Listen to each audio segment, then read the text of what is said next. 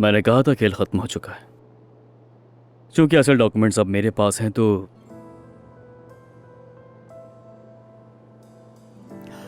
आयजा, अब तुम्हें इस शख्स की धमकियों के आगे झुकने की कोई जरूरत नहीं।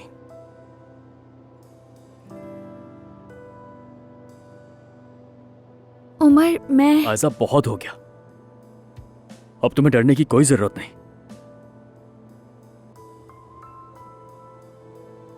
और अब तुम खुशी खुशी इस अंगूठी को उतार कर फेंक सकती हो।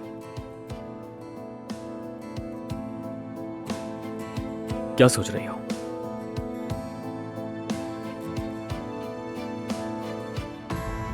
आयशा,